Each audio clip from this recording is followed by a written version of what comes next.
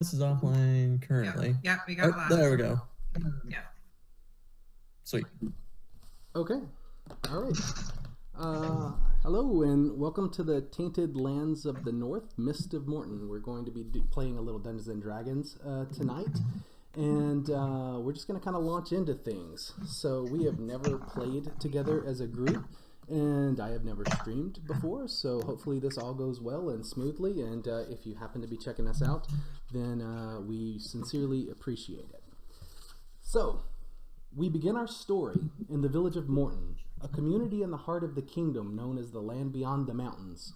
It lies to the west of the Godhead Mountains in the Valley of Sorrows and just to the east of a deep and dark forest known as the Wailing Woods. Mournton was built alongside the River Tyr, which cuts through the land from the Eye of the Gods in the mountains before feeding into an ocean known as the Maw. It was also built alongside an old trade route known as the Misty Highway. With fertile valley soil and woodlands nearby, Mournton based its economy on farming and hunting and enriched itself for many years by trading leathers and finished foodstuffs to travelers on the Misty Highway. But that trade has recently suffered due to a new route built by the town of Deepbury, Mournton's primary rival for trade. But today the villagers of Mournton have put aside any worries of trade and are celebrating tomorrow's arrival of Deep Winter and the beginning of the 13th year of the Raven with the Day of Pardon, a time when the village drinks together and tries to forgive grudges from the past year. The day is also held in honor of Damaris the Maimed, one of the Ascended who's also known as the Judge and worshipped locally. You have found yourself sitting at a long table in the Tavern of the Leering Star, Mournton's only inn. Outside the tavern hangs a graying wooden sign painted with a black star that has an ominous cyclopean eye. But inside the inn is an orange glow that spills out past the hearth of a great fireplace and fills the room with a welcome warmth that wards off the winter cold. Standing near your table in front of the bar is a tall woman with broad shoulders and a side cut. She's wearing breeches and a tunic emblazoned with 3 willow trees. You notice her pull a dagger from a sheath on her belt, and she commands, "All right, everyone, quiet down now." The room goes silent and she proceeds. "As Lady of Mournton, it falls upon me this day to pardon someone, and I have chosen this thief, who entered our village yesterday and was caught trying to lift a coin purse off Farmer Winton." With that, she gestures to a goblin man sitting on a chair beside her. The top of his head is bald, and he has mutton chops. His clothes are tattered, and there is a crimson ribbon tied around his neck. His hands are shaking visibly. "Let us forgive his trespass and show him the courtesy we would any traveler, because in this moment Damaris shows mercy, and I hereby pardon his crime." With that, the lady brings the dagger to the goblin's throat and swiftly cuts loose the ribbon. He flinches, and it bursts forth in a flash of crimson that lands on your table. She sheaths her dagger and takes 2 tankards from the bar. Handing one to the goblin, she raises hers and says, "To the pardoned." People cheer, and she quickly drains her tankard and slams it on the bar. Then she says, "Enjoy yourselves, but only as the law allows, because the next day of pardon is a year away." With that, people chuckle in the crowd, and she leaves the bar. Moments later, the goblin stands near your table, holding a handkerchief to the side of his head, and he says, "She nicked my ear. Mind if I sit down?" All right. Now, you all don't know each other individually. A couple of you know each other, but you've just kind of been in Mournton in this kind of like celebratory winter day. You know, it's kind of like they're ending the year. And you have, coincidentally, found all of yourselves sitting at the same table, yet you've not introduced yourselves to one another. It's just kind of like a festive kind of atmosphere right now. You know, lots of people are drinking, there's revelry going on, and you've just witnessed this scene unfold in front of you, and this, goblin man has approached your table after being pardoned for some crime that he's committed. You heard, thievery. So what I would like everyone to do is just to kind of take a moment and introduce yourself, tell us the character that you're playing, and tell us what's on the table in front of you or to the side of you. Kind of what have you been enjoying on this day of revelry. So we'll start with Lewis. So my name's Lewis. I'm playing as Wallace MacDonald, a hill dwarf. I've got purple vestments on with a sort of metallic amulet which has a chrysalis on it. In front of me is like a large horn. It's a goat's horn which is full of ale currently that I've been enjoying. I've got long black hair which is braided and shaved at the sides, which goes down to the low of my back. And as this goblin says this to me, I kind of just sit back and give him a bit of a look. All right. Kristen, tell us a little bit about yourself and the character you're playing and what's in front of your character. Hello. I will be playing Toby. He is a rock gnome tinkering warlock. He probably has a thing of ale in front of him, but it's kind of like pushed a little forward. So he has some room to kind of mess with his pocket watch, or, has probably found little gadgets nearby, or just trying to there's like little bits of gears in front of him and he's kind of in the zone. All right, excellent. Chandel, if you'll introduce yourself, tell us who you're playing and what's in front of your character. So Chandel, obviously. I'm playing Junie Axehand. She's a half wood elf fighter. Visually, she's got like wavy, bright copper red hair that she leaves down. It goes roughly to about her mid back. Her ears, they're not like lengthy like a typical elf ear, but they are still pointed, showing the half elf ancestry. Her eyes are like a really, really bright blue, nearly iridescent, which is kind of plays on trick on people because others think that she's like softer and kinder than she actually really is. She wears a dark gray like cloak type deal that has a hood that keeps her warm but also helps her with camouflage if and when necessary. And then she also, underneath that, she wears like a dull purplish gray tunic, black pants, forest green boots, and then she also has like a pelt belt type deal fashioned around her waist, and then her bow quiver pack are all slung over her shoulders. Okay. Yeah. Jess, tell us about yourself, who you're playing, and what's in front of your character.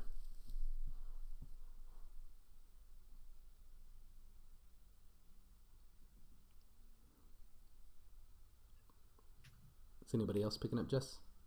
I can't hear anything. We lost your audio, Jess.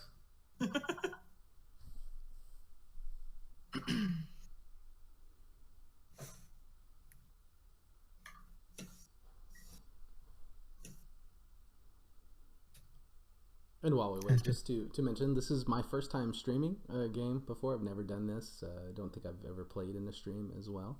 I'm sure some other people here are the same, so we're going to figure out. My first time as well. Yeah, awesome. It's fine. Yeah. First stream problems. Well, I guess as we're waiting on Jess, Eric, if you could tell us about your character, and then we'll come back to Jess in just a minute. All right, I am playing Sir Cadron Lorinar, and to look at him, you would see a what looks like a drow, but he's got sort of three main things that give him away as a half drow. He's got much shorter ears, closer to like almost human or maybe orc. He's much stockier and much broader shoulders than the average drow, and his eyes are kind of pale violet, but they've got rings of green around each pupil. Wearing some beat up chainmail. It looks like he's been in a couple fights, and leaning probably against the table next to him is a huge executioner's sword and a shield with an emblem on it of a signpost under a crescent moon. All right, cool. Jess? Okay. Is Hey, it we hear working? you. Yeah, I can hear you. All right. I'm Jess. I'm playing Lothwyn, who goes by the name Wynn. She is a long, pale blonde hair.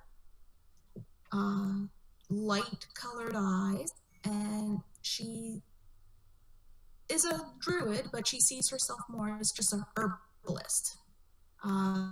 She came from the city Black Sands, I believe it was. Mm-hmm. Yeah, you had chosen Black where Sands.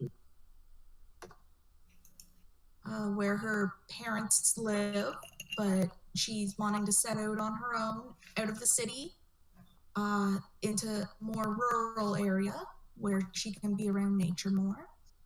And sitting in front of her is a glass of wine. All right. And that brings us back to the goblin.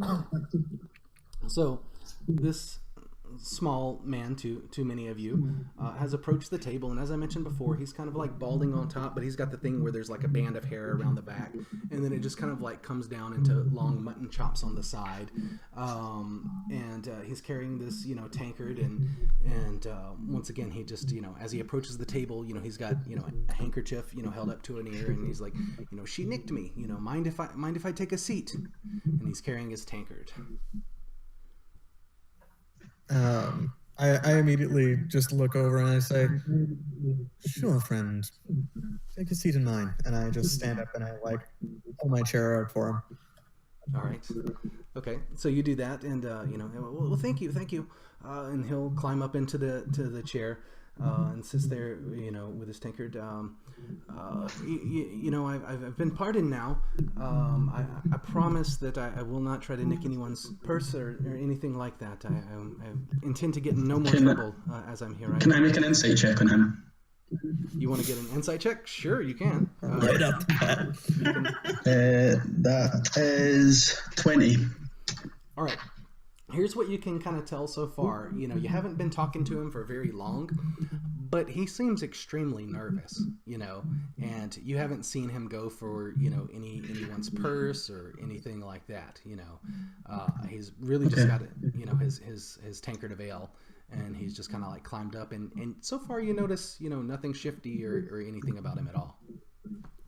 As he does that, I'm going to lean forward, and down the left side of Wallace's face, his left eye is like discolored, and there's like a brutal scar going down there. And I'm just going to look at him and I'm going to say, you better watch yourself around me. I see the hands going anywhere, and you'll no be having to worry about your ear. Be a lot worse than that. And I'm going to take a sip of my ale. All right. So as you do that, his eyes go, pretty wide, and you're leaning in toward him, and then as you're doing that, he's just kind of like shrinking back, away in his seat, and he's just like, I promise, sir, you'll not have to worry about me at all. I mean, to do no one no harm or any disservice to any of you at all. I just want to sit here and have my ale, if that's okay. I'm just going to start laughing at him. I'm going to be like, I'm only joking. Tell me a bit more about yourself then, seeing as you're pardoned now. My name is Sweet Roll. I'm not from here. I've been traveling, and I really just came into town yesterday. And normally I'm not a thief. I don't like what I did yesterday, but it was, I really didn't have much of a choice at all whatsoever. I'm just, I was go ahead. At that point, Kadrin is sort of standing behind him after pushing the chair back in, just leans down, pats him on the shoulder and just says, oh, friend, we always have a choice, and shifts the shield off the greatsword a little bit to show at the crossguard there is a slight emblem of the judge just on the blade above the crossguard. Okay, all right. You do that, and you notice him noticing the emblem there, he's got kind of almost a resigned look, as he just sort of, hangs his head, a little bit. And now, let me take a look at that ear of yours, see if it needs some healing. All right. I just move the hand away with the handkerchief and see how bad it is.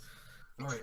So as you do that, excuse me, he's kind of got, almost it's almost kind of like exaggerated sort of elf ears, they're just kind of like big and pointy and whatnot. But as he moves it away, you'll see, a spot of crimson on the handkerchief that you pull away from his ear. And pretty much he's just got like a little, just centimeter gash in the ear from where the lady who pardoned him, like did up with a dagger like that and just caught his ear, but barely. It doesn't look like he's grievously injured or anything like that. It would probably heal on its own relatively soon, I just look at him and I say, I do believe that's a bit of a fair price for freedom. And I just step away to get another chair beside him, and I just kind of chuckle. All right. You're very right, sir, and it'll serve as a reminder in the future, I'm sure, before I think of anything like that again. And you're right, I know people have a choice, but I was traveling with a friend through the Wailing Woods, and we were set upon by bandits, and they captured him, and I managed to get away, and I was just hoping if I could steal enough coin that I might be able to go back and find my friend, and perhaps they would ransom him back to me. I just look at him and I say, you wouldn't by chance know where these bandits are hiding, would you? No, I know where they set upon us in the road. I don't know if they have a camp or what their deal is beyond that, but I certainly know where they set upon us. It was just right inside the Wailing Woods. Is this goblin got like green skin? Or is it like a more yellow? Yeah, it's kind of like rosemary colored skin, so a little greenish. Yeah. Okay. Upon the mentioning of bandits in the woods, Wallace is going to kind of take a bit of interest here. All right. What was your friend's name, and what were you doing in the Wailing Woods, my little green friend? My friend is Killian. Excuse me, I'm coughing. Pardon me, a little under the weather. My friend's name is Killian, and he is a bard. Perhaps you've heard of him. We were traveling, coming from Black Sands, and we were planning, on heading through this ways, just picking up shows where we can. I'm a bit of a performer myself, but then again we were set upon, and he's gone now, and he's been such a friend to me. I can honestly say I don't think I would be here, possibly not even living, if it were not for Killian. So I do owe him a debt. Kind of stuff did you perform? Oh, I perform acrobatics and juggling and things of that nature, but Killian is a great singer, and he plays the lute as well, along with other instruments, and he dabbles in all of the things that I do, only he's much better than me. We just have a little bit of variety, so he takes over kind of like the singing performances, and I do a bit more of the other work. Would I have ever heard of Killian? You can give me just kind of like a history check. We'll just call it a history check. So just make a roll. 4. You never heard of him. I'm going to actually turn to Win at this point. I'm going to say, well, it appears our time traveling together may have come to an end a bit prematurely. I do believe bandits in the woods falls under my purview. So if you don't mind, young lady, I will have to depart now. It appears I have some work to do. And Kadrin gives this really calm, almost cold smile to the goblin. And just says, now, I do hope you'll be alright with leading me back to where those bandits found you. Wallace is going to put his hand up. Hold on a minute. I'm intrigued myself about these bandits, and I'd like to learn more myself as well. Toby hasn't been paying attention this whole time. This does not interest him at all. So if anything, he would just check with Junie to make sure that she's entertained. It's she, her, right? If she's. I'm gonna say that Junie's just not paying attention either. She's just over here, she's kind of listening, but not really picking up what's going on. She's just reading a book. Yeah, Toby would be like, okay, and just go back to, they're in their own little world. So just wanted to put that in there. Junie will look up every now and again just to kind of like a word will kind of catch her ear. She'll kind of like, oh, and then continue going back to her book. same, like cues, like, okay, you're still all right. In terms of like how Toby or Junie look, do either of them have like scroll cases or like books actively out? Like, do they appear to be academics or intellectuals? Yeah, At first glance? Yeah. I would think You can so, tell based on the book that I have that I'm educated to a degree, or the Junie's educated to a degree. Okay. Yeah. After he talks to Goblin, then I would actually turn to both of them and say, "I'm sorry, I haven't gotten either of your names yet, but you both appear to be educated. Would either of you know the area well enough to possibly pick out on a map where some bandits might be hiding?" All right, and pause right there. Keep in mind your question. I've got two things I want to resolve first. One, when Kay had addressed you and was saying that it looks like your time together is coming prematurely to an end because he's going to go take care of these bandits, essentially, I think is what he was saying. How would your character have responded to that? Well, this getting towards where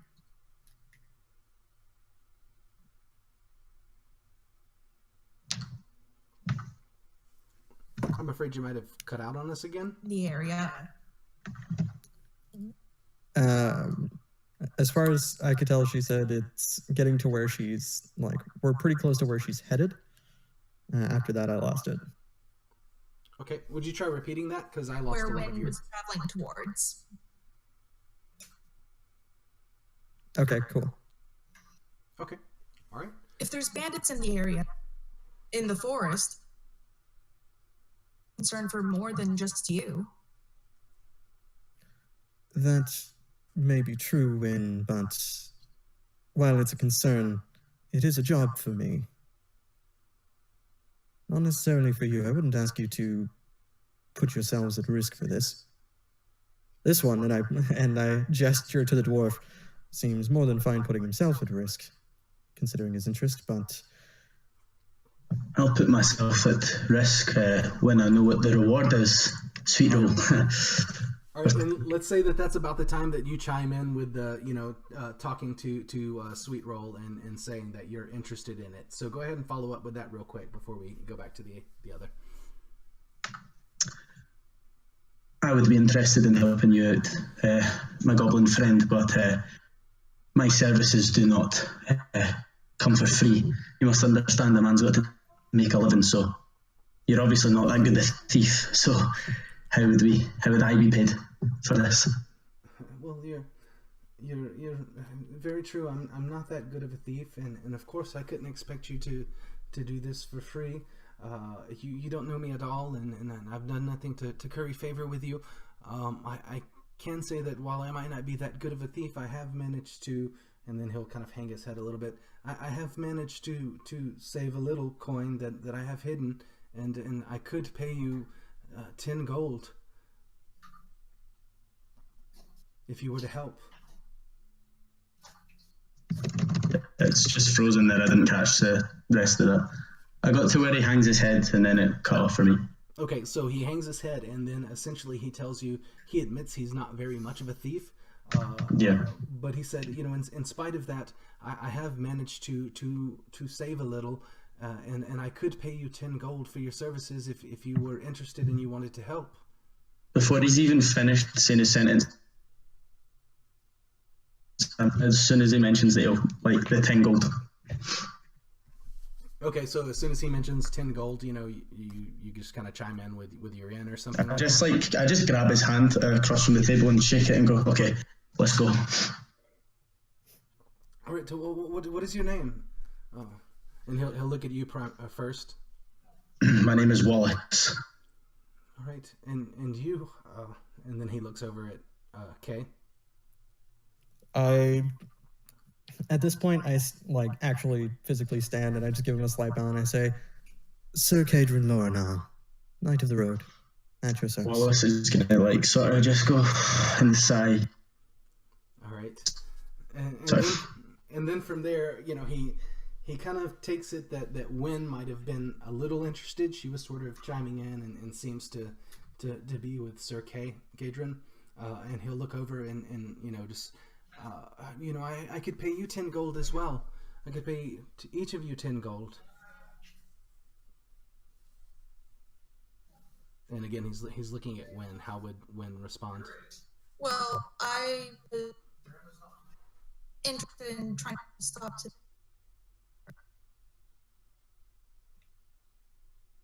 still help. Let's see. Did Adrian. anyone catch all of that? Yeah, I caught it. She said she was interested more in trying to help to deal with the bandits, so of course she'd help. So she gets an approving nod out of Cadron. Wallace, on the other hand, just gets a bit of a shake of his head. All right. As you know, the three of you are, as the three of you have sort of agreeing to undertake this with him, he does, kind of come forth with, I couldn't in really good conscience, let you do this without, you knowing what you're getting into, especially if you're talking about leaving right now. I mean, it is, very dark outside, and we were set upon in the day by bandits, and I've heard all manner of things about the Wailing Woods, especially at night, and I don't know.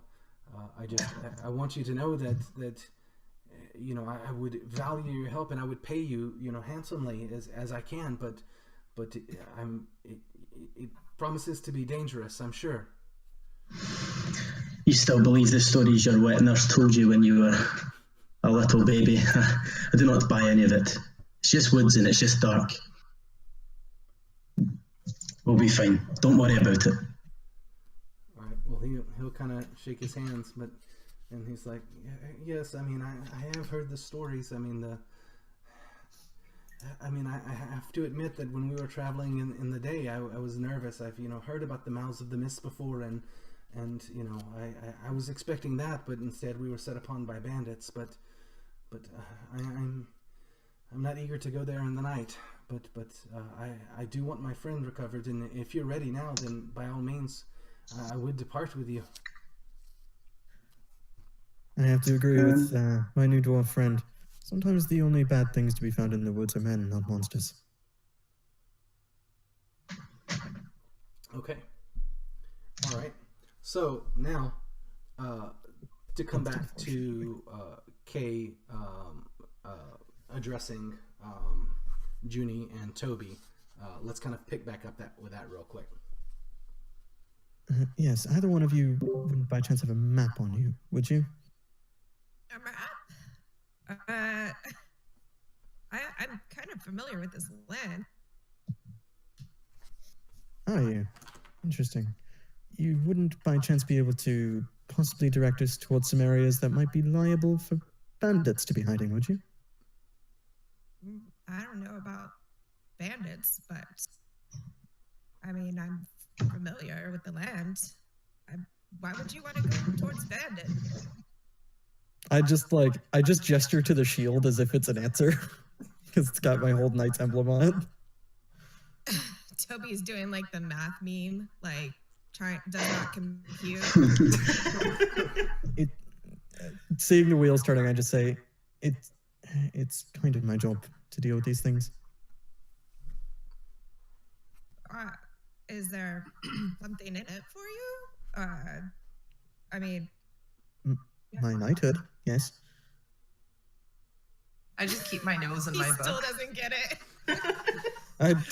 Kendrick shakes his head and he says, right, frankly, a guide would be quite helpful around here. You wouldn't by chance know if there are any particularly dense parts of the Wailing Woods or any caves tucked around that area?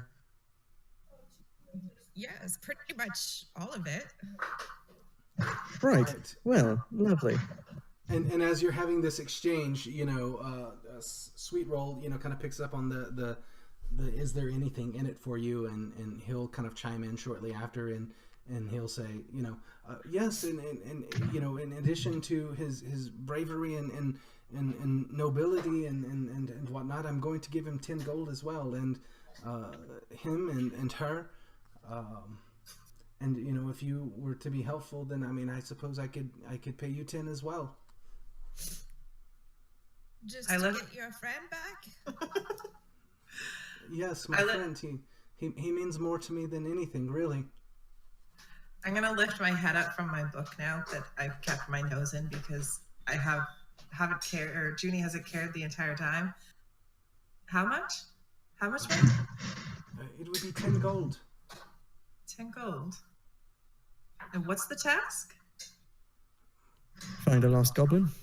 Possibly We're going to find his pal. His pal's been taken in the woods.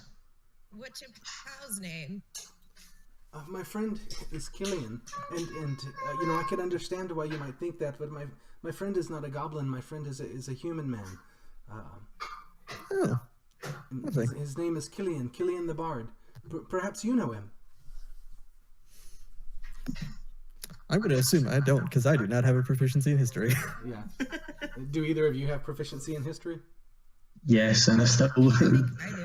No, Okay. absolutely not. Okay, Yeah. if you have proficiency in history, you can just make a check real quick. Yeah. Okay. I already did, and I got like a 4 on it. Right. It's 23. You have a 23? Okay. Uh-huh. So, we're not talking about like some world-class famous bard or whatever, but this is a regional bard that you've heard of before. You know, he is, you know, given the amount of years that you've lived, he has probably passed through Mournton before. You know, you may have never caught one of his shows before, but you've probably seen kind of like, you know, a playbill or something like that posted, you know, in the town square.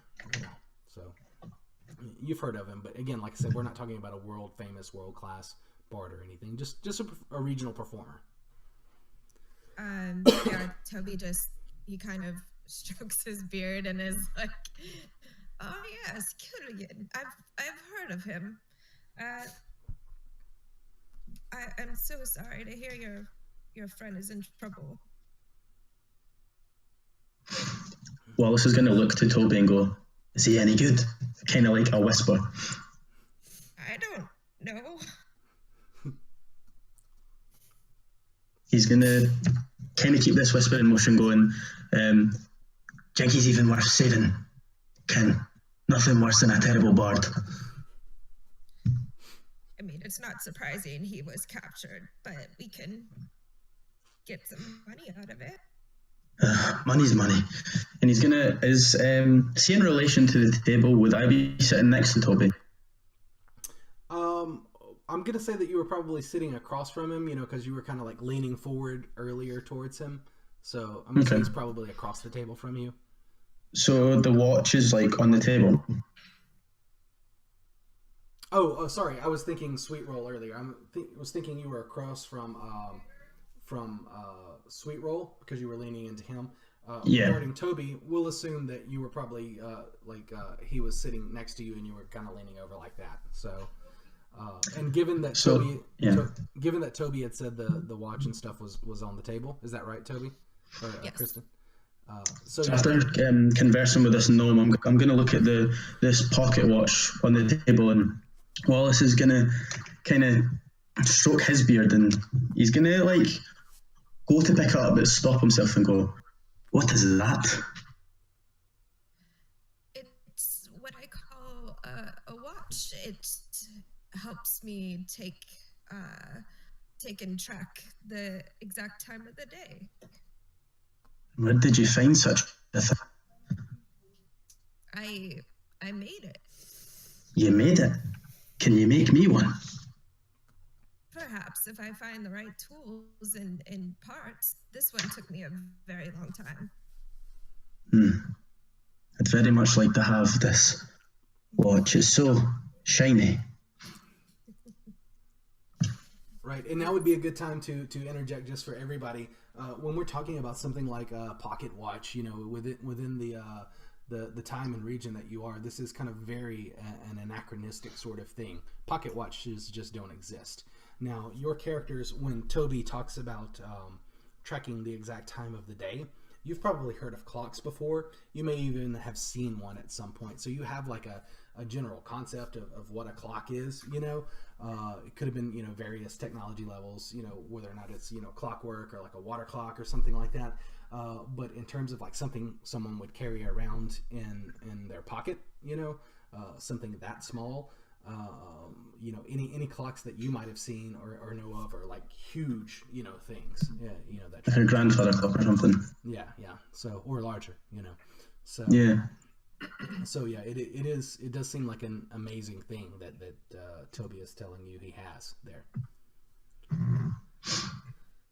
Yeah, Wallace is gonna like kind of, he's a bit daydreaming, and he's gonna break his miasma and start shaking his head. And he's gonna take another sip of his ale.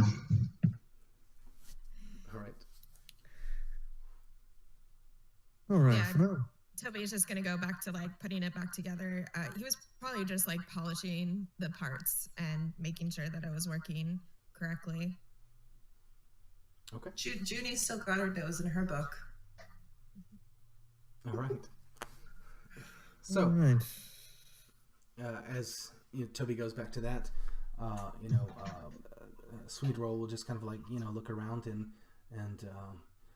well, if you're ready to depart, I would be, you know, ready to go as soon as you are.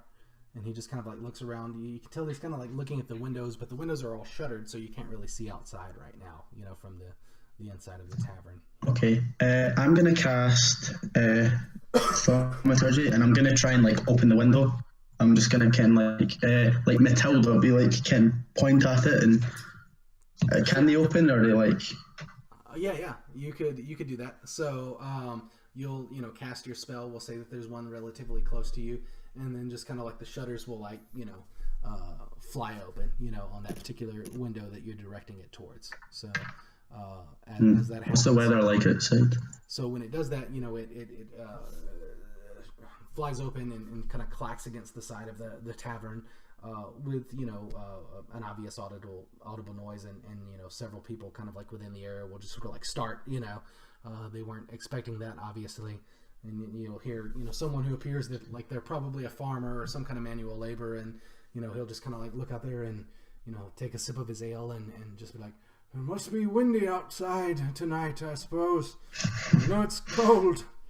All right, and then as you kind of glance out there, it is nighttime right now, and from when your character was outside a little earlier in the day, a very obvious kind of like thick mist is sort of like rolled into town, you know, and you see that, you know, kind of like obscuring, you know, your vision from looking out too far within the village. Okay. Are night mists a normal occurrence? Yeah. I'm not sure how long your character has been in Mournton. So they is wouldn't that be able to something tell, you really. asked the table, Not long. or are you asking the DM right now? I'm asking like general world knowledge. Is that like a semi-regular occurrence everywhere, or is that just like possibly something regional? Your character has certainly encountered fog and mist before and things like that. You know, it is a natural occurrence. But you know, as far as like something that happens on a nightly basis, you're not really sure. You know, too sure of that. Okay. You know. That's all I was wondering. Yeah, it might be a little odd to him, but also at the same time, you might just assume, you know, it's just foggy outside right now. All right. That being said, if Kay had asked it to the table, then there are some local people at the table right now, so or relatively local people. I actually have to roll to see if he would ask. Something you'd think about. According to the dice, it is. Kay would turn to the table and look at Toby, actually, because Toby's already said they're familiar with the area, and say, forgive me, I don't do much travel by night. Is that fog normal for around here? Yes, it looks pretty normal to me. You never seen fog at night before? I tend to not travel at night. I try to deal with most of the threats that are on the road during the day when most folk are traveling. But I also come from Black Sands. It's a fairly large city. We don't get a whole lot of fogs at night there. Wallace is going to start laughing and go, don't tell me you're scared of the dark as well. The dark, no. Ambushes, yes. Fair. Right, and two things. One, Toby, your character, answered, or Kristen, your character, answered very correctly. Toby is very accustomed to mist and strong mist, especially very, thick mist, kind of like centered around the Wailing Woods and stuff like that, that often spills over, into the surrounding farmland and village and whatnot. So it is an almost daily occurrence, here, especially around night. So there's that. And then after you ask that and Toby responds, Kay, Sweet Roll will also chime in after Wallace and say, and yes, it's there were the mists that I was mentioning earlier as well, and it is a thing. And if we go into the woods, I mean, I can assume, or I can assure you that it will be just as misty there, if not more. And regarding an ambush, I can tell you, even traveling in the day, your line of sight is greatly diminished. Makes it very hard to see. I think it's one of the reasons why we were set upon and taken by surprise, because normally I'm a little bit more aware of my surroundings than yesterday. All right, well, general feeling at the table here would be that it'd be a bit smarter to move during the day than the evening. As much as I'd like to get a start on this, I would also prefer to fight smart rather than hard if we can. Does anyone else object? Yes, definitely smarter.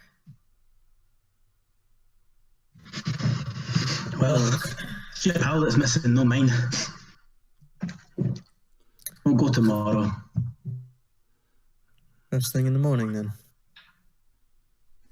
Yes, well, we'll leave it first light then. At this point, Wallace is going to pull out, sort of like from underneath his vestments, bone pipes.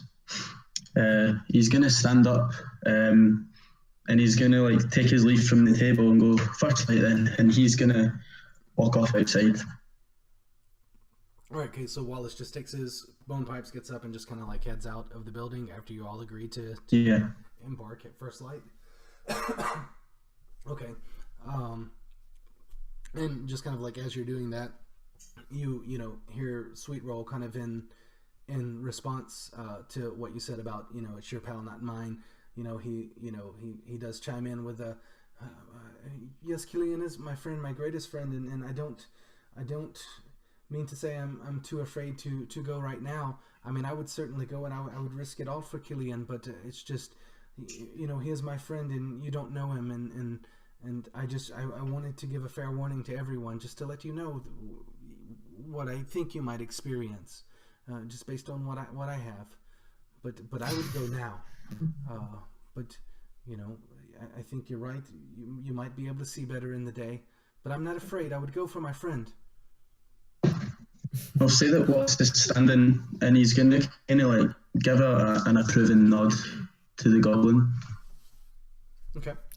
Kay does the same, actually, and he just says, it's good that you would want to, but I'd rather get both you and your friend back alive than lose you on the way. All right, and he just kind of shakes his head and, lifts his tankard and just kind of like drinks and sort of stares into it. Now, let's kind of go up to Junie. What would your character be doing? What would Junie be doing at this point?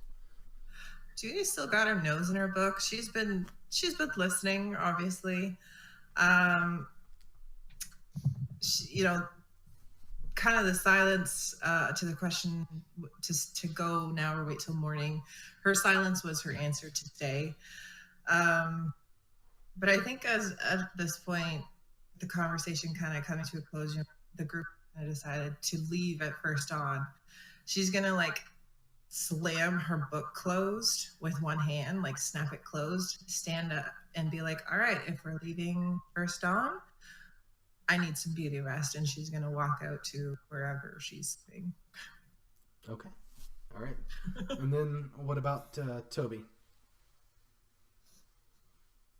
He would probably follow after Junie. I mean, he would want to get some more information, like where exactly the last place they saw Killian, and like who,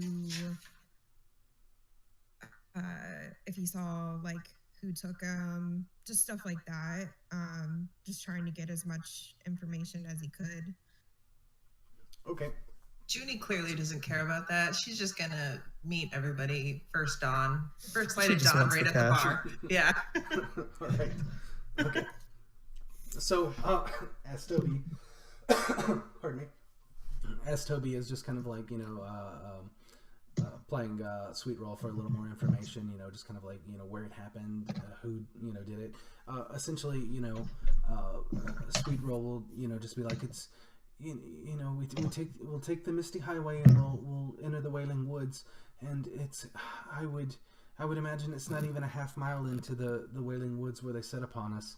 I'll know there was a very distinctive pair of trees there, and I saw, as I was fleeing and they were dragging him into the woods, between these trees there is some kind of trail there, so regardless of where they are, I know they must pass that way often,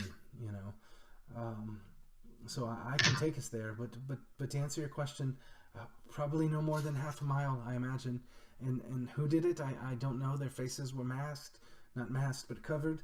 And there were 5 bandits that set upon us. Huh. Well, we should be prepared for there to be a few more in the wings, if necessary. And this whole time, like, Kadrin has, like, settled back down into one of the empty chairs at the table, has pulled over the greatsword, and is sharpening it with a whetstone in the middle of the bar the whole time they're getting more information. Okay. And Toby wants to ask if any of the bandits had weapons like his, like a shield. He just points to where you're like sharpening your sword. Does any of them have weapons, like or trinkets like this one over here? Yes, they all were carrying weapons, but none quite as large as that sword. They had some smaller swords, and a couple of them were carrying bows. I think you'd call them short bows. They weren't very large. Large for me, not large for them. But yes, they were all armed, which is one of the reasons why I ran. We didn't stand a chance, and I hated to run, and it pained me so, hearing Killian scream, but I had no choice. And he looks back to Kay, with the I had no choice line again, and then hangs his head. They would have taken me too, assuredly. Toby wants to just reassure him, like put one hand on his shoulder and say, it's okay. Sometimes you just have to run. There's no shame in it. Thank you.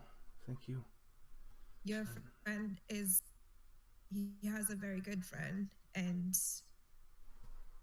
I'm sure he'll be so happy to see you when he returns. I hope so, and I hope we can leave as quickly as possible tomorrow.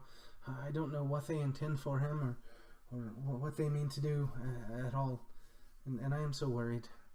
But if you will, I'm going to rest. It's been quite a day. It has. Time is of the essence, but we all should get our rest. All right, and Sweet Roll will, finish his tankard of ale and put it on the table. Before we dismiss from there, when you kind of cut out a little bit earlier, but I think I heard you say something about leaving at first light, to. Is that kind of the gist of what? Yeah. Okay. Yeah. Leaving at first. Okay. All right. So from there, my assumption is everyone will be taking shelter either in the Leering Star Inn and Tavern, or if we're talking about Toby or Junie, I'm assuming you guys have, probably local places that your characters have shelter. Yeah. So did you have a particular plan for meeting up at first light? I think people just started walking off. Wallace is kind of just assuming that they're going to meet in the inn. That was his kind of presumption. Yeah, pretty much the same. Okay. Yeah. Kay probably would have said something along the lines of, well, I'm staying here for the evening, and I do believe our goblin friend is as well, so might be best to meet up back here. All right, and Sweet Roll will shake his head. So is everyone's plan from here to go to bed, rest up, wake up in the morning? I think so, yeah. Yeah. Wallace is going to firstly, when he leaves, he is going to be playing his bone pipes. He's going to sit, don't know, next to a tree or something, somewhere where he can kind of be himself, and he's going to say a prayer to the trickster before he goes to his bed. Okay, all right. So you just kind of wander outside of the Leering Star, and you're just kind of I don't know, hang against the wall, play your pipes for a bit. Is that right? Yeah, he plays a tune that it'll be noticed that he plays this a lot. It's like a very specific song that he'll play before he stops and heads off to bed, and he would just stay in the tavern. Okay, all right then. So, and since no one wants to do anything in particular, your characters would go either to their respective homes or shelters, and the rest of you, and I'm assuming when you would stay in the tavern as well. Is that correct? That's okay. All right. So your character will stay there as well, and you guys will rest. The night will pass without incident. You're all sheltered, safely within the village of Mournton, and you'll wake, in the morning, kind of like the break of dawn. Roosters will crow, things like that. You'll begin hearing carts outside, within the streets, just kind of like their wheels tumbling on the sod outside and everything, and you'll hear the day is beginning. So Yeah. Cadron would probably be waiting for everyone down in the tavern. Takes him a bit longer to get ready because of the heavy armor, so he'd probably set his schedule probably a half hour to an hour ahead of dawn, so to speak. All right. Okay. So you'll be there waiting when Wynn and Wallace come downstairs. We'll say that you guys get there first, they'll probably arrive there a little bit after Sweet Roll. So I'm assuming Sweet Roll would come down probably before them, and kind of see you there and waiting, and he'll do, good morning, sir. I'm glad to see you here. Good morning. Good morning. Hope you slept decently. I did as best I could. I hope the same of you. I hope you're well rested and ready. Yes, I've had the night to think, and I have a couple of questions for you. Certainly. Is there any reason that anybody would want to find your friend in Harlem? Say a well-known bard. I mean, I can't say that I've heard of him myself, being from Ironholm, but I mean, I can tell you that he's the most famous bard that I know, and I count myself lucky to perform with him. Wherever we go, he draws crowds, and people seem to adore him. I mean, certainly not everybody, clearly, but yes. Yeah. Well, okay. So you don't think that there's anybody in particularly after your friend or yourself? I couldn't understand how they would have known we would have been traveling through there. If I had to guess, I would just say it's chance. It was just bad luck. Yes. Okay. I guess. Yes, I was also wanted to ask you, and this is an open question, by the way, if any of you have heard or seen a man named Ragnar around these parts? All right. As you ask that question,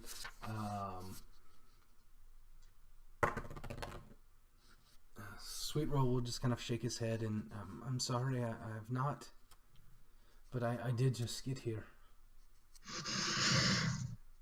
Fair enough. Because I feel like I should ask, is the name important to somebody who would have been traveling a lot?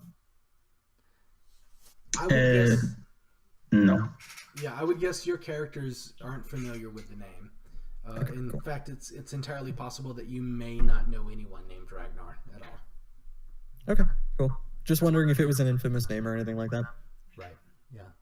No, and we'll assume that both Toby and Junie have showed up at this point and kind of come in for the question about Ragnar, and kind of the same to you as well. You wouldn't really be familiar with the name, I don't think. So. Yeah, no. Judy's gonna stroll up in like her cloak and her and all that stuff, and she's gonna be like eating an apple, and she like as soon as Wallace asks the question, she's gonna be like, "Who the hell is?" He is someone I would very much like to speak to, and he's going to crack his knuckles as he says that. I'm gonna roll my eyes and be like, "All right, she say out of that one." Catron orders breakfast for everyone because group dad. All right. So, two things. As you begin to call the attention of a server, a Sweetroll will look at Wallace and be like, I promise you, I travel widely, and if I ever hear of this Ragnar, do you want him to know that you're looking for him, or? I think he already knows that I'm looking for him, but it's just to see if he'd maybe been through these parts, seen the recent festivities and whatnot, if it'd perhaps be in his interest to come through Mournton, but obviously not. All right, okay. Well, so you order breakfast. Now, I'm not looking at your character sheet or anything right now, but the assumption is you got some coinage that you can drop on that. Yeah, I got the starting gold, so it's about 15. Okay, all right. So we won't resolve that right now, but I'll look it up later, and then you could subtract it. But you'll get kind of like a very modest breakfast. They'll bring out a spread of some bread and cheese, and ale or water or whatever it is you like with it. So it'll be a little modest spread that everybody can partake of.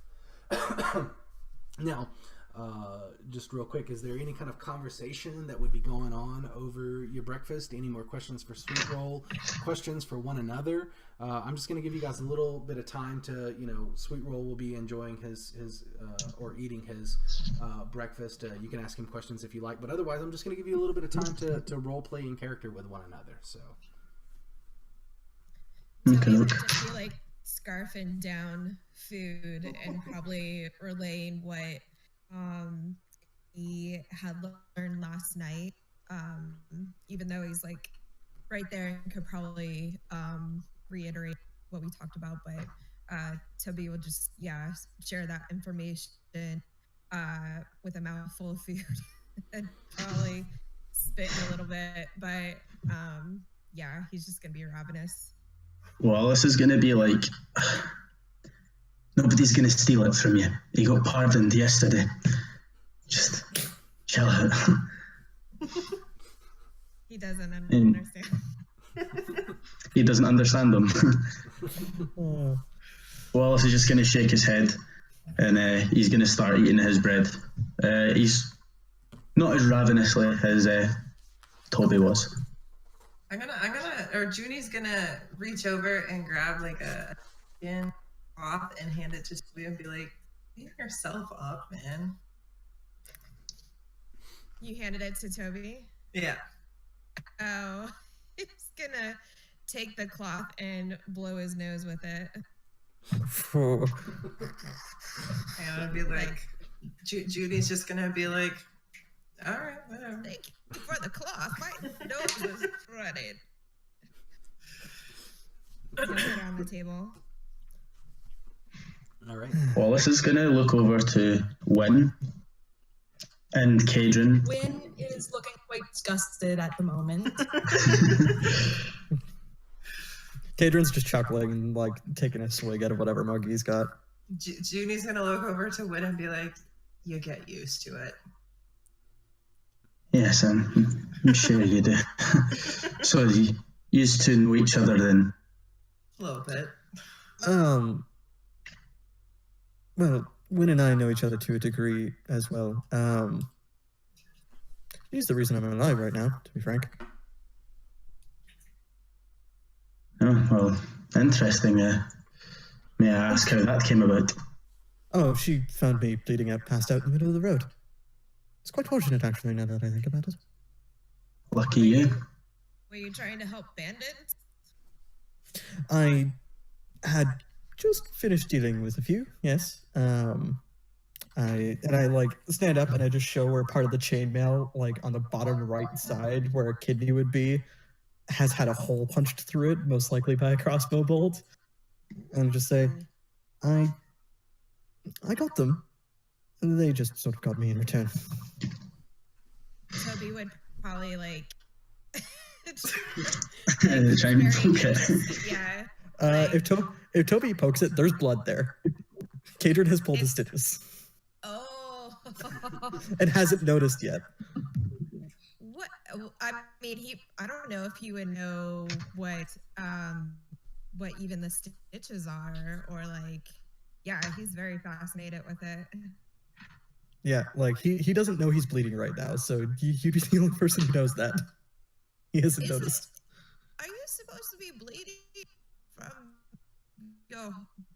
What? Why are you bleeding again? I just pull my hand away and like it's a decent chunk of blood, and I just say, "Oh, that's why I'm feeling lightheaded." And then the head hits the table. And then a few seconds later, I just like, "Oh, sorry, that's a bit of a problem." And I just like mop myself up a little bit, and like if I have to, I'll drop 1 point of lay on hands into myself to seal it over slightly.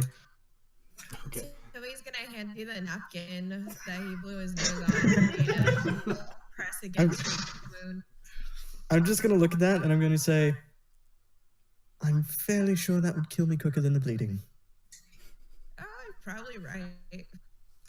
And you guys would watch as there's this quick flicker of like borealis colored light underneath like the dark drow skin, and the slight smell of like singed meat as the wound just like seals itself over.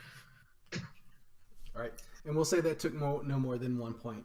So you just had this little bit of a bleed going on there. So you blow 1 point of lay on hands to resolve that. All right. Sweet. Excellent. All right, And let's go ahead and do this.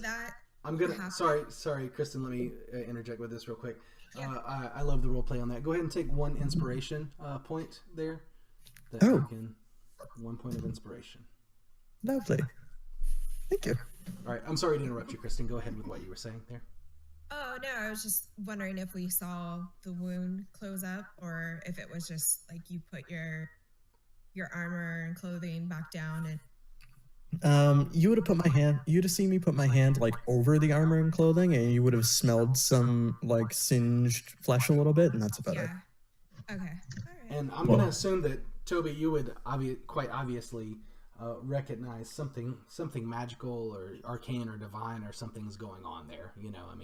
Again, he did have this kind of like shimmering aurora effect, kind of like throughout his skin and stuff like that. So you know that something magical was going on there. So yeah, he's very intrigued, probably mouth open, watching it happen.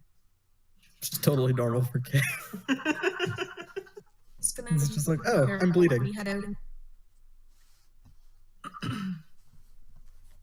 So Jess, I didn't catch what you were speaking.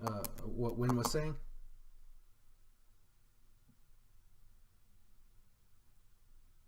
Oh, I think she didn't catch you that time. Jess, I didn't catch what Wynn said. I know. If my daughter will stop growling at me.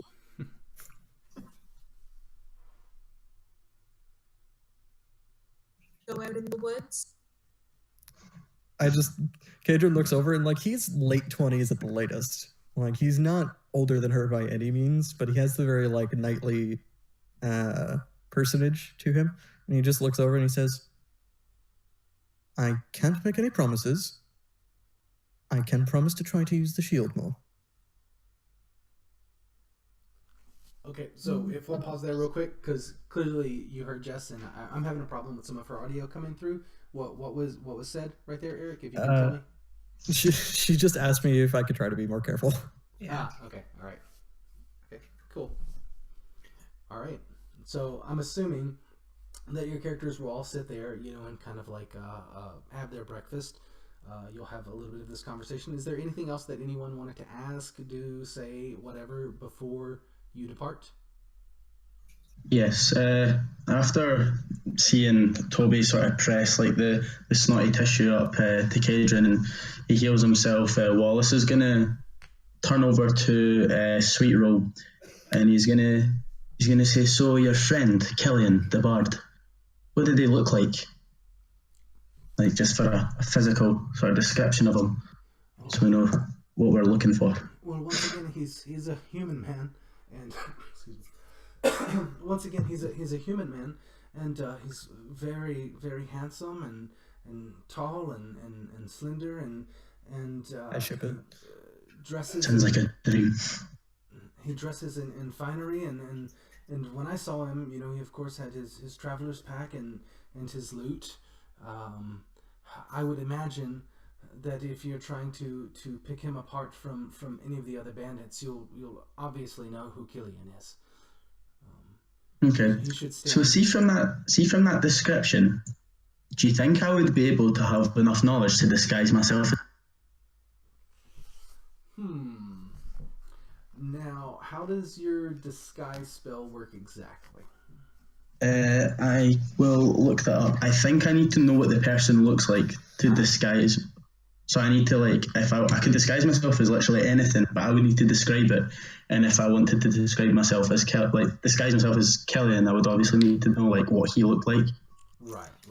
To describe it to a degree, so I could disguise myself as that.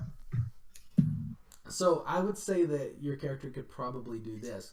You probably couldn't look like Killian, but if you kind of imparted to Sweet Roll what you were trying to do, he could, just kind of give you, he's basically this tall and, his hair is, like this and it's this color and, I'm not thoroughly familiar with disguise off the top of my head, but he could probably give you a close enough description that, you could think about someone that you had seen before in the past and describe yourself as that person, and it might be a relatively close match, But if you kind of put yourself next to Killian, you probably wouldn't look. You would be able to tell that was him. Yeah. Okay. I'm gonna say to him now. I don't want you to get frightened. I work with a very strange type of magic, and as I say that, I'm gonna disguise myself as what I would think to be Killian. Okay. And I'm gonna address the rest of the table looking like Killian the Bard. We need a plan of action here. Now, I am willingly offering myself up essentially as bait. Now, we need to steal him. We don't know how powerful these guys are, and we don't know what we're dealing with. We also don't know where they are exactly. Well, we've got two tour guides and yourself, that familiar part of the woods. Toby mentioned a set of distinctive trees that led to a trail. That is true. Now, here's a thought. I just jangled my chainmail a little bit. I am not particularly quiet. So how about instead of you being the bait, I'll be the bait and you sneak in behind while they come after me.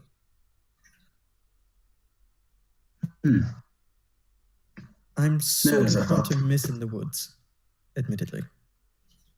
I mean, you have a fair point. I also do flicker occasionally. You also seem a bit hurt, and just be careful then. But we should come up with, if we could find out more information about the area that you were attacked in, Sweet Roll, we could perhaps come up with a bit more of a plan. I don't think we're going to be able to gather more information standing here at the bar. I think we need to go. Well, we are let's get going. Daylight. All right. So, and as you say that, Sweet Roll will kind of like put down a cup of coffee that he was drinking, and you know, I do like the way you think, and yes, we should be on our way soon. I mean, I have no way of telling you anything else because I don't know where they took him in the forest. I can only take you to where they took us. It's a start, though. Yes.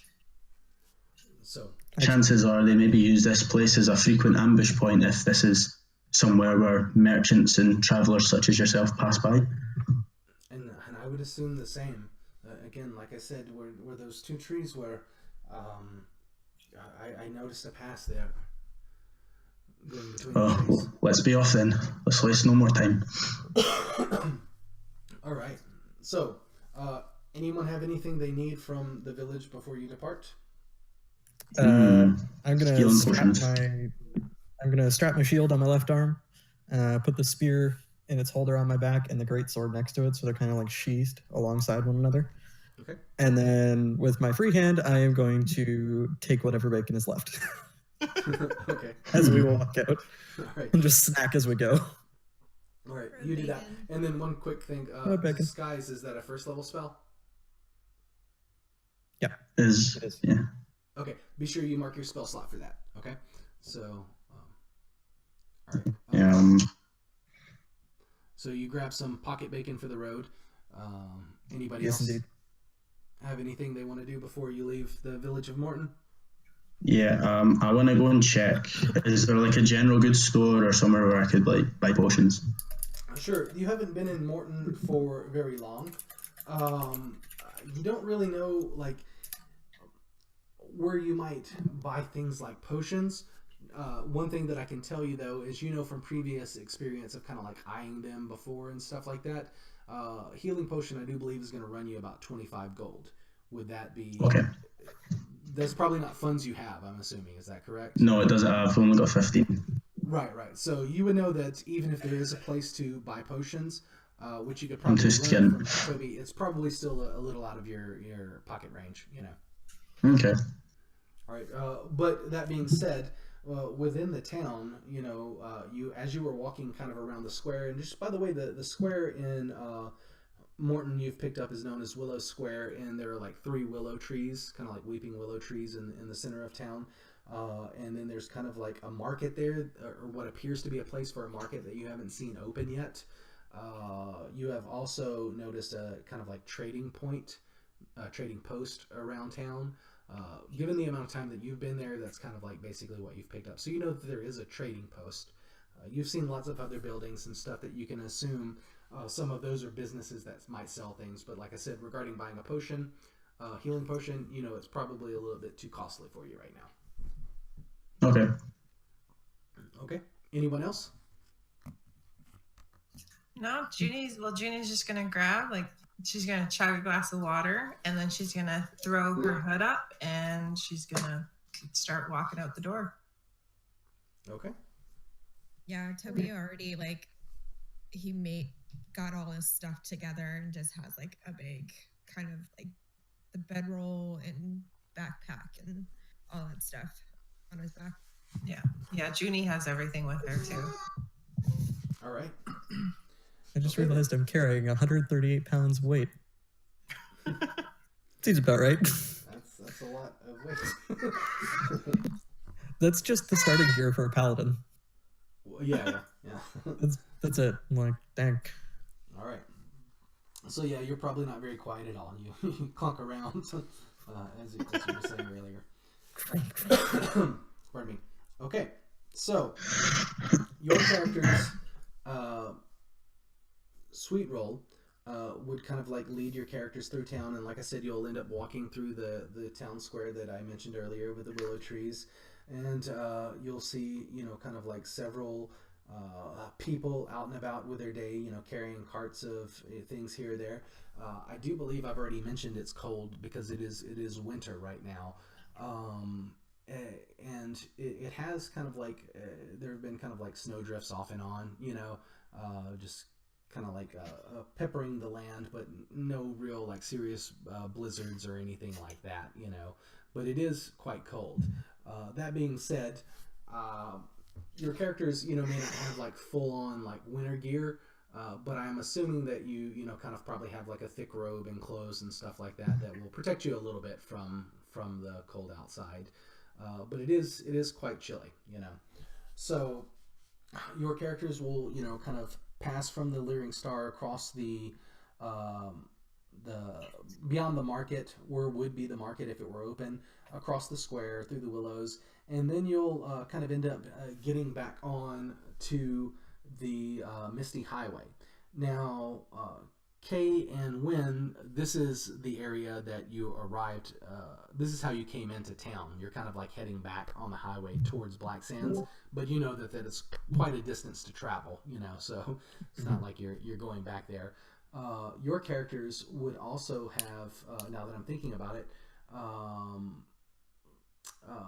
there was a possibility that you could have passed through the Wailing Woods, but I'm going to assume that you took that kind of like alternate route that I was talking about earlier, because you had just heard things about the Wailing Woods and you wanted to avoid it, so you just kind of like bypassed the whole like woodland area on this other route, and it probably took you through Deepberry, that other village that I had mentioned. So you probably stopped there before stopping in Mournton. So you've more than likely never actually been through the Wailing Woods.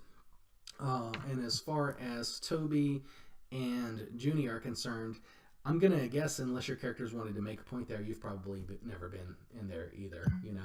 And it may be because you're superstitious or not, or you've just never had occasion to go there.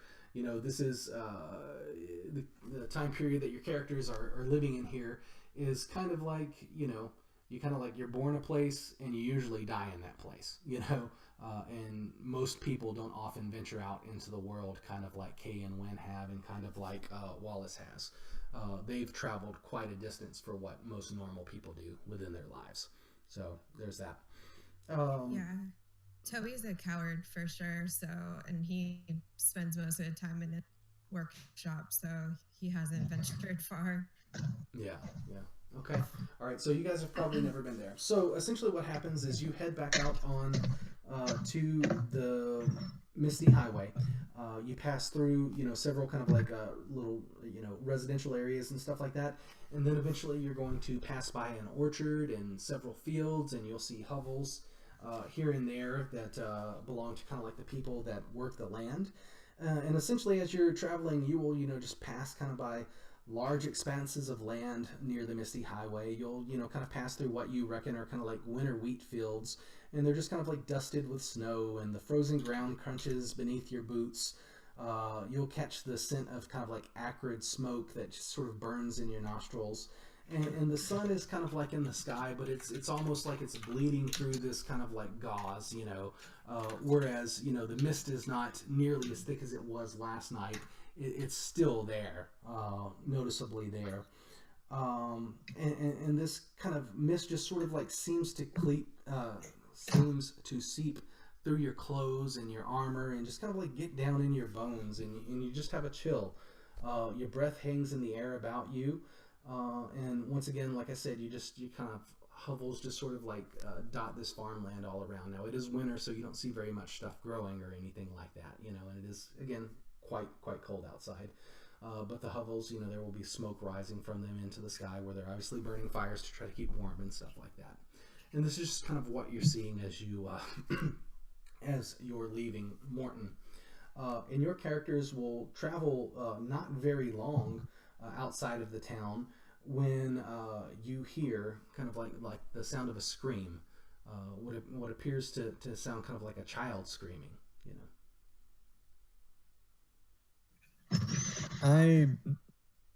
Are we anywhere near, like, from estimations, where Killian was taken? You're not in the You're not in the forest yet. You're not in the woods yet. You're still kind of like in the. Oh, okay. It's kind of like you're cresting a hill right now. You're just kind of like going up this slope on the Misty Highway with farmland, flanking each side of you and stuff like that. And then just kind of like from over the crest of the hill, you kind of hear this scream. Kay just bolts.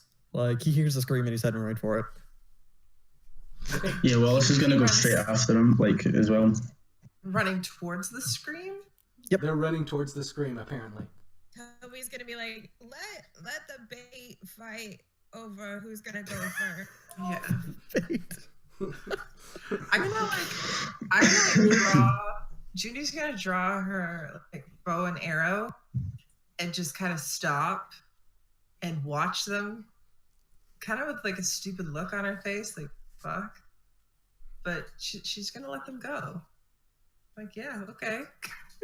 Toby, Wallace is not going to be. He's going to try and stay a bit behind Cadron when he is, and he's got a shield, and you can see in his hand. He kind of opens his hand up, and like you can see like a small flame start like appear. Okay. Yeah, I've got spear right hand, shield in my second, and if I can, like if I see anything that's going on, I'm just gonna bull rush and like shield charge someone to try and stun them off of whatever's going on, if I can. Okay, so if we could do two things. One, I'm going to try to get our camera set up of a map over here real quick. And then after we do that, if we can take a quick 5-minute break, I just need to run to the restroom Yep. real quick. So I'm going to get our camera set up, and then we'll take a break after that. All right? Cool. So, It's a good time for it. We're actually about